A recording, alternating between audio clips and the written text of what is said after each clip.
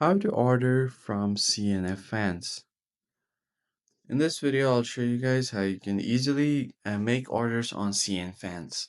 Open up the application on your device. Now search for any product that you want to place order in. I'm gonna just search for a shirt, and if I just scroll down, so let's just go ahead and tap on any one of the shirt. All right, let's do this one. Now you can add this to cart, or you could just click on buy now. I'm gonna click on buy now. Select your color classification, select your size, and then click on buy now. You could also increase your quantity if you want. And then once you click on the checkout button, what you're going to have to do is make sure to uh, choose your current country and then click on debit card or any of these options.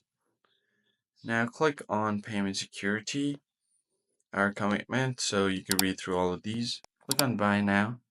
And you're just going to have to add your card information here.